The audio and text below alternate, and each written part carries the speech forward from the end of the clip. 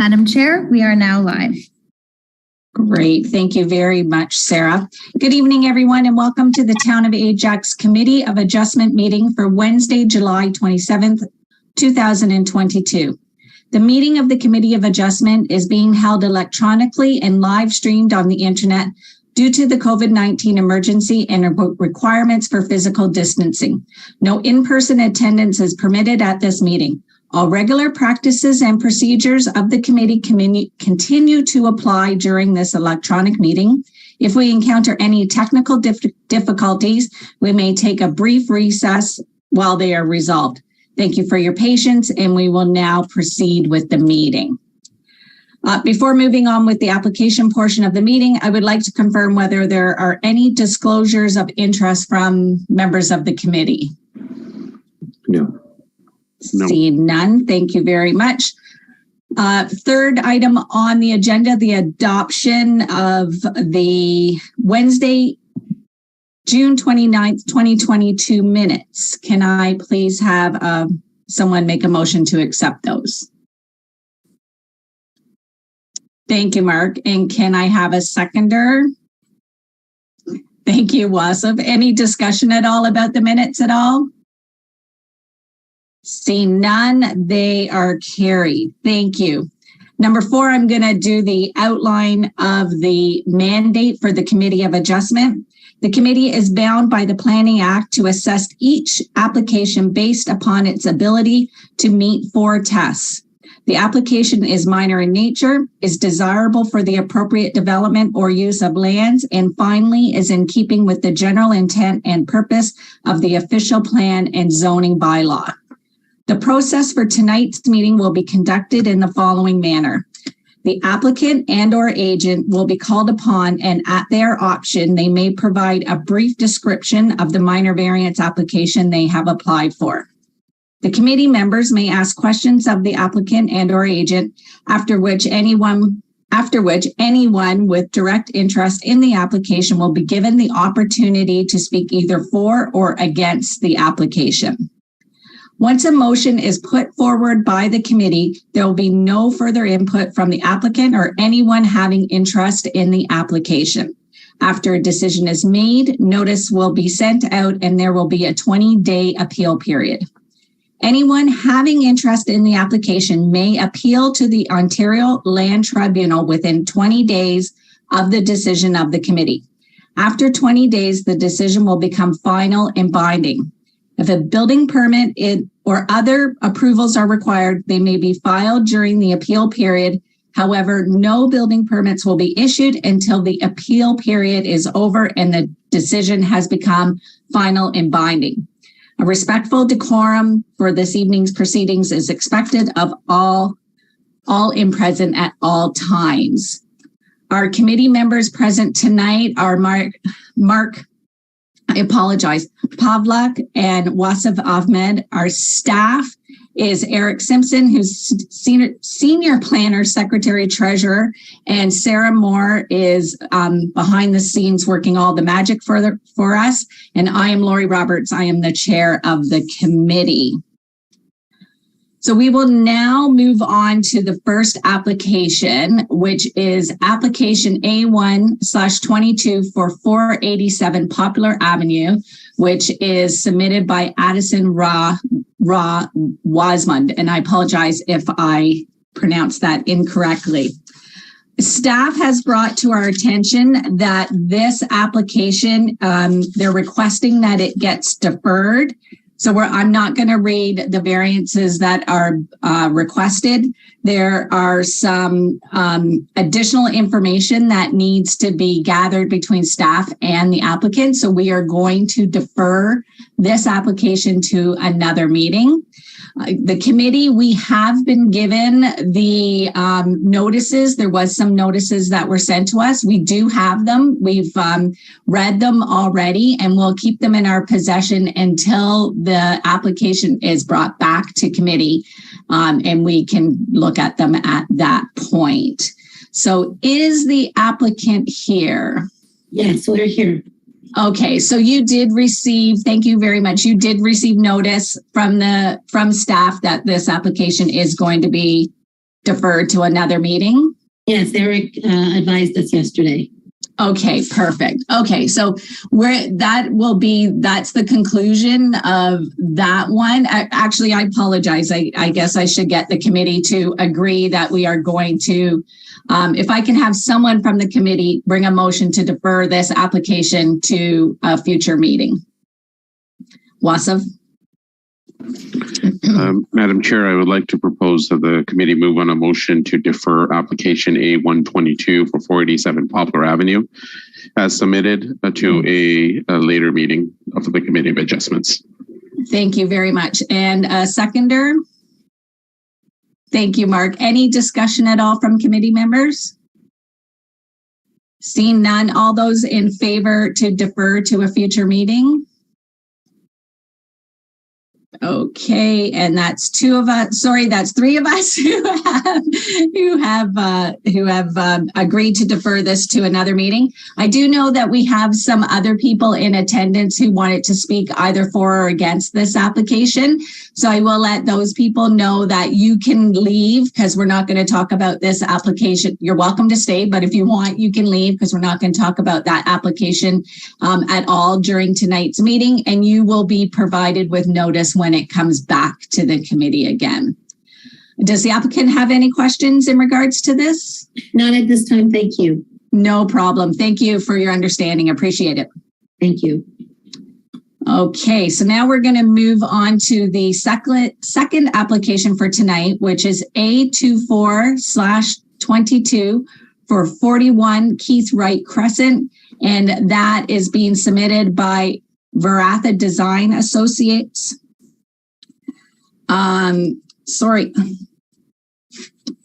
The variances that are being requested is to permit uncovered steps leading to a below grade entrance within the west interior side yard with a minimum setback of 0.3 meters from the interior side lot line.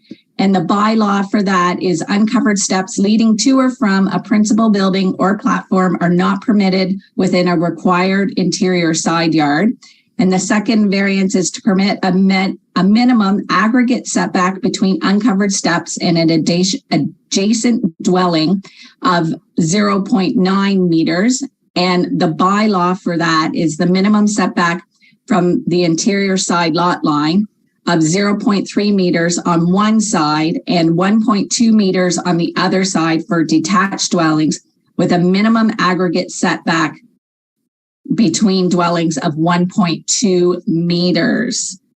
Greg, can I confirm that notice? Sorry, Eric, can I please confirm that notice has been served? Notice has been served, and there's just the one piece of correspondence which was provided. Okay, great. Thank you very much. And for the applicant, staff has written a report recommending approval of this application, subject to 4 conditions. And those 4 conditions are that the subject variants apply only to the property municipally known as 41 Keith Wright Crescent, and as illustrated in the figures contained herein, or this decision shall become null and void. That an unobstructed pedestrian path of travel to and from the uncovered steps be maintained at all times on the subject property, or this decision shall become null and void. That the owner applicant must maintain the existing drainage on the property, or this decision shall become null and void. And finally, that the owner applicant obtain all necessary building permits from the building services section, or this decision shall become null and void. Is the applicant here? Yes, my name is Ken Varatha, but my legal name is Kanagavartha Kanagavartha, very long, so I made it like short Ken Varatha. That's what everybody call me, Ken. Thank you. Yes, I applied for this. I'm the applicant and the agent for this, and I already got the building permit last 2020 fall for a side door and the finished basement. But when they were doing the construction, they happen to on-site condition, so they have to have this below grade entrance. So that's what has happened, and then now we have to apply for committee adjustments to get it approved through the committee adjustment. Okay, and I just want to confirm that you did receive a copy of the report and you understand. Yes, I did receive it, and I already read everything, and we are okay to go ahead. Okay, and did you have any more comments you wanted to make before I ask committee? Not really. I'm fine with the staff recommendation, and I read it. That's fine. Very good. Okay, thank you. Thank you very much, Ken. I appreciate it. Does anyone from committee, do you have any questions or comments? Mark? Yeah, through Madam Chair to staff. So in reading the public comment that we received on this property, there is some question around access for emergency services and access to hydro and gas in the event of an emergency. Are you satisfied that that this doesn't hinder that access in any way? Yeah, it doesn't. Through you, Madam Chair. Yeah, correct. The utility locations are not interfering with the path of travel or the actual location of where the steps would be. In addition, this will just be a finished basement. It's not an actual basement apartment or a unit. So yeah, staff are satisfied. Okay, so it's so a question then to the homeowner. This is a finished basement. To confirm, it's a finished basement, and you don't expect to have a tenant in that basement. No, the mother is going to stay with them. So it's not a basement apartment, it's finishing the basement. Understood. Okay. Thank you, Madam Chair. Thank you. Wasif? Through the chair to the applicant. So to your point, Ken, that you mentioned that you got a mother of one of, I guess, the dwelling residents that would be moving in there. Would she actually have a car, additional vehicle? No, she does. No, she's old. She can't drive. She doesn't have a car. Okay, perfect. Thank you. Appreciate that. And Madam Chair, if I may, one more question.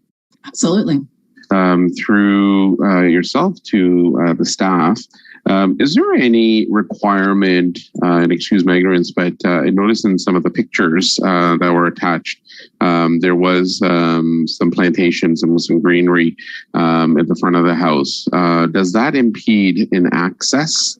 And does that get covered through building permit? Or does it even get covered to get to the side of the house, the west side of the house? For you, Madam Chair. Yeah, so that was kind of the intent of condition number 2. I guess the applicant would have 2 options. There is that little, I guess, like raised garden bed that's in front of the front porch that could impede access. However, I guess they would have the ability to just continue a strip of like a paved area from the side all the way directly down to the sidewalk. So that's why I was worded as may need to be modified in the body of the report, but that condition is there so that it is caught like through the building permit process. But from a Ontario Building Code perspective, because this is a finished basement and not an actual dwelling unit, there is no actual egress-ingress requirement to ensure that there is that access maintained. So it's more so just staff getting ahead of any potential like trespassing issues. So yeah. Okay. One more, if I may, Madam Chair. Yep, of course. So on the basis of that, thank you, Eric. So on the basis of that, just a question to the applicant, and I know, Madam Chair, you've asked the question to see if the applicant has received the report. If I would just like to specifically ask the applicant, Ken, to see if you're aware of application, condition number 2, and do you have any commentary on that? Yeah, I have no comments, but it's, I understand, like the pedestrian path will be not to obstruct or anything like that. It will be, most of the time they're not going to use it because they can go through the house also. So it's not as Eric was saying, it's not like a major unit or rental, right? So it's not necessary for that thing. Okay, I'm good with that. Thank you, Madam Chair. Thank you very much. And I apologize that we're all asking kind of or commenting on the same thing, but I just wanted to bring to your attention as well that, yes, your family can go through the house, but we also have to take into consideration if ever there's an emergency, and my colleague Mark already brought it up. We need to make sure if the emergency services need to go past there, that there's nothing there that could hinder them or put them in danger, especially if they have to come in the dark and they may not see that a garden is protruding a little bit. So to just keep that into consideration, that in those situations, other people may need to access the side yard. Sure. Yeah. I will tell the owners to keep a clear path to the door in case there's an emergency to firefighters or anything to do. And we asked earlier, staff was saying we can pave it straight to the sidewalk so they can go straight also in case without having the trouble of this landscape. Yeah. And then for myself, also just want to clarify, I know you have said it, and I know staff has said it, that, and you've mentioned that it is a family member who's going to be staying there. But in the future, even if the people don't have a car, this property, this basement can never be used as a secondary unit for someone. Like, it is purely meant for family use only, even with the door. Yeah, that's very true. Yeah. Okay. Does either one of the committee members have anything else to say, to ask? Seeing none, is there anyone in attendance who wants to speak either for or against this application?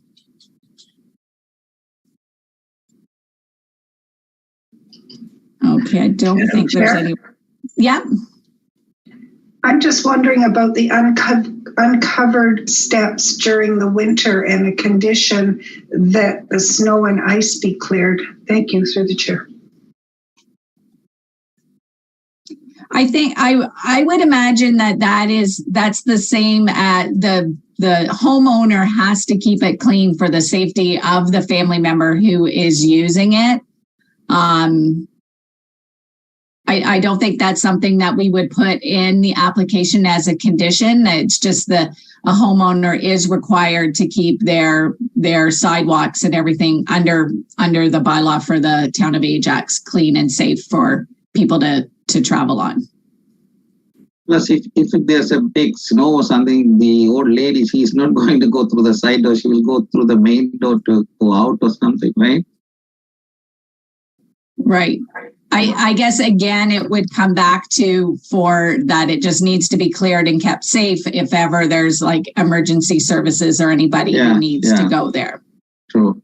Yes, definitely. Okay. Thank you very much, Patricia. Anybody else who would like to speak either for or against the application? Okay, seeing none, can I please look for a motion on this application?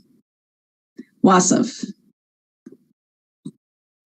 Madam Chair, I'd like to move that the committee approve application 82422 as submitted by Verify Design Associates on the basis that it is minor in nature, meets the 4 tests, and subject to the 4 conditions as outlined in the staff report and discussed this evening. Thank you very much. And do I have a seconder for this? Thank you very much, Mark. Any discussion in regards to this motion at all? Okay, can I please ask all those in favor of the motion? Okay, so we are carried. So application A24-22 has been approved subject to the 4 conditions as outlined in the staff report and the 20-day appeal period. Okay. Thank you so much. Thank you very much.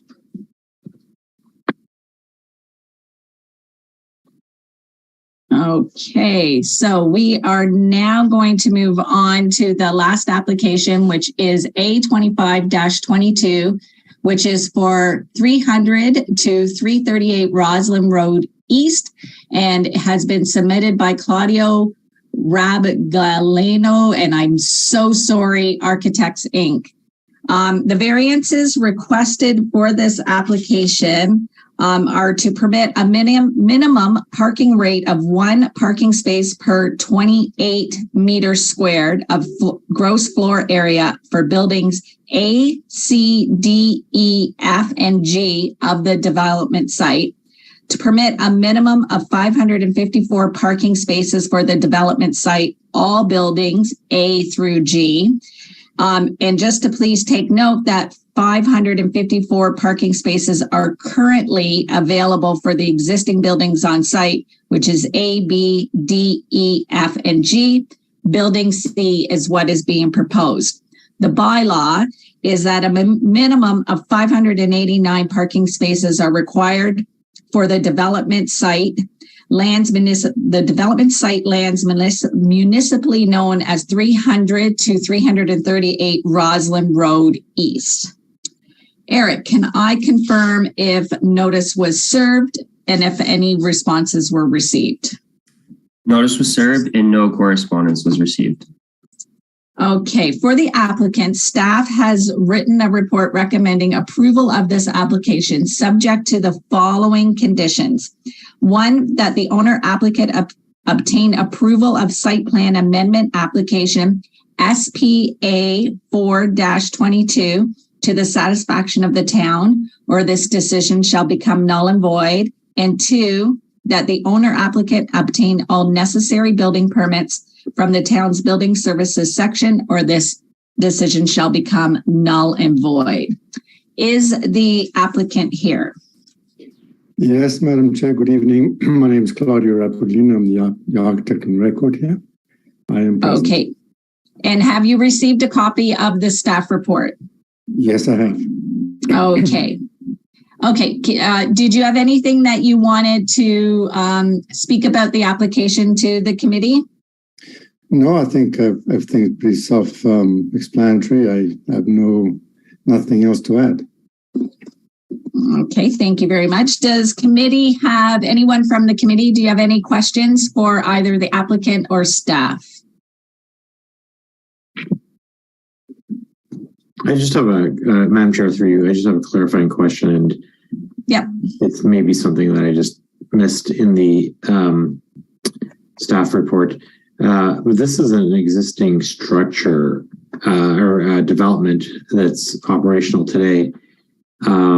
Is there an additional building going up, or what is causing the need to come to the committee at this point?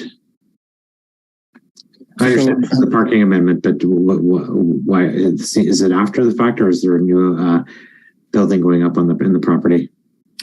Through the chair, I can explain that. Yeah, you're correct. There's existing commercial plaza. All buildings have been built except what we're referring to as building C, which was approved originally. It just was never built. The thing that's changing is it was only envisioned as a 1-story multi-unit building, and now they're proposing a 3-story. So the additional gross floor area is resulting in an increase for parking. However, the parking supply is going to remain the same.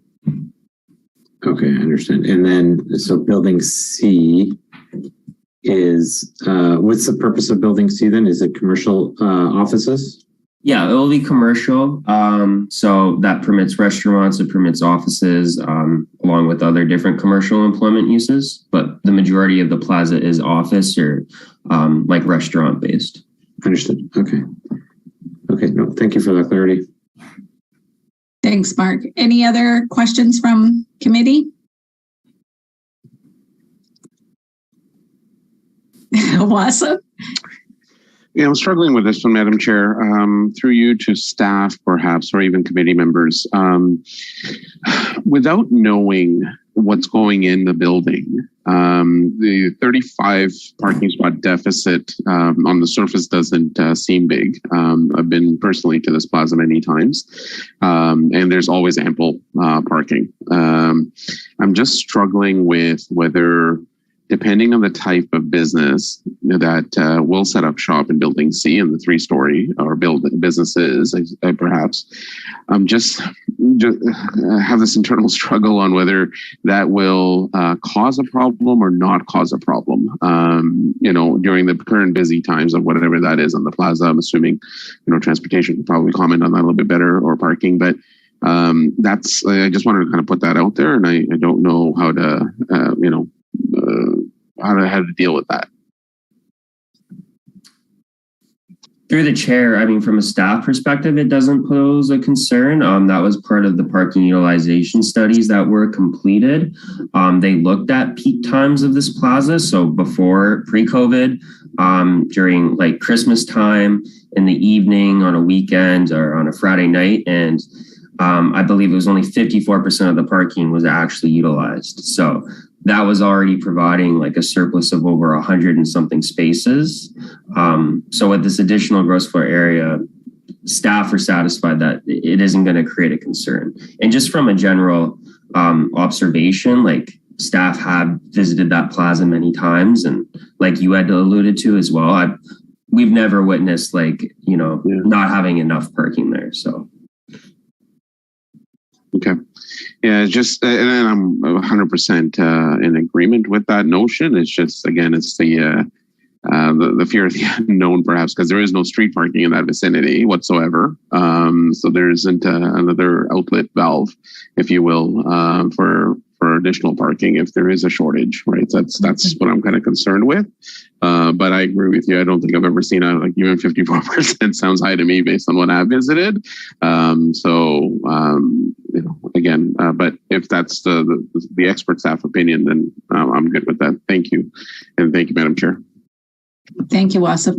I have a question for staff, and I apologize. I'm looking at figure 1, and I'm trying to determine where this building, because I as well am very familiar with this plaza, and I just can't kind of figure out where this building is going to go, because I as well am a little bit concerned about the parking, because depending on where it is in this building could be problematic. So is it where, thank you very much, Sarah, for putting that there. So is it where that around that 300 area, is that where this is being put?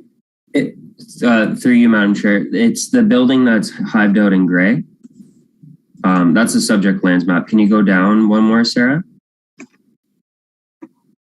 Yeah, so the building that has the X around it in the gray, that is what's being proposed. Yeah, currently it's just what we would refer to as like a vacant pad. When you get these commercials, plazas, you have like different pads. It's just vacant right now. So when you're turning into this plaza off of Salem and you're going, okay, I see where I can visualize where it's going now. I was having a hard time picturing where this just north of the Tim Hortons. Right. Yeah. And beside where the Mr. Lube is, there's a couple other places. Exactly. But, yeah. Okay.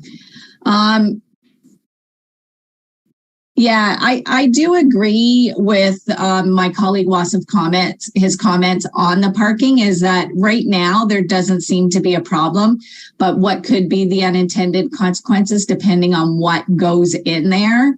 I know I've gone there during the day to go to the restaurant for lunch, and that area kind of where that Mr. Lube is and so forth does get pretty busy.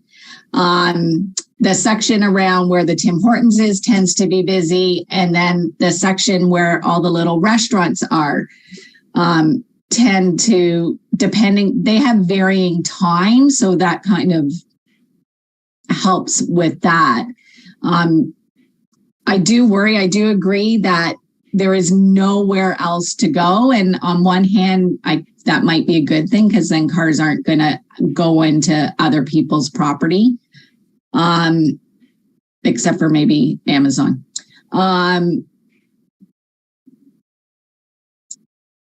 Yeah, okay. Thank you. I appreciate it. Thank you for clarifying that, staff. Is there anybody? Oh, sorry, Wasif, go ahead. Yeah, thank you, Madam Chair. And I know this isn't necessarily part of the application, so I apologize for asking this perhaps out of turn. But sorry, Sarah, would you mind going back to figure 2 or that picture that you just had on the screen? And a question for staff. So just on the south east part of that picture where you see the Tim Hortons and that entrance more specifically south of the Tim Hortons. And again, I visit the plaza quite often, so I know the traffic patterns to a certain degree. The entrance into the plaza off of Rossland, with the new building C, you talked about 3 stories and obviously the staff that'll be in that building and or the employees that'll be in that building, plus any customers or patrons that would visit that building. Is there any plan on changing that laneway that currently you can only enter the plaza from Rossland east and not from coming from west to east? Is there any plan on changing that at all from the town to actually allow traffic from west, I guess eastbound traffic from Rossland into that plaza from the Rossland exit or entry point? Through the chair. No, I believe there's a median in that part of Roslyn Road right there. So that's why it's limited to a right in, right out access. So as long as there's a median there would never be the ability to make it a full move, but there's nothing, you have to keep in consideration that this development, when the accesses were proposed, there always was a building C. It was always envisioned that there would be a building there. So it doesn't change an access impact. It doesn't result with any new need for a new access or anything. And there wouldn't be an ability to add a new access. It already has 3 accesses. The region would never support another access on Salem. The town would never support another access on Roslyn, nor would there be space to do so. So there's no access improvements required. Okay. Yeah, and Eric, I read that in the report as well to say it was, I get the fact that Building C was on the original site plan, but I think it's the fact that they're adding 2 more stories just means that they're, adding more people, if you will, and that's the only reason. So I know that's it's an inconvenient if you're off of Rossland, it's inconvenient to kind of go in, but I hear you in terms of the fact that it's medium and that there's no plan. So understood. Thank you. Thank you. Any other comments from committee at all? Okay, seeing none. Is there anyone in attendance who would like to speak either for or against this application?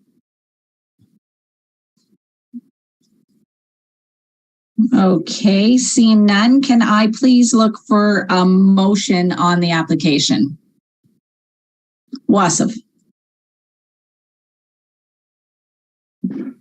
Through you, Madam Chair, I'd like to move that the committee approve application A2522 as submitted on the subject that it is minor in nature, meets the 4 tests, and subject to the 2 conditions as outlined in the staff report dated July 27, 2022. Thank you. And a seconder?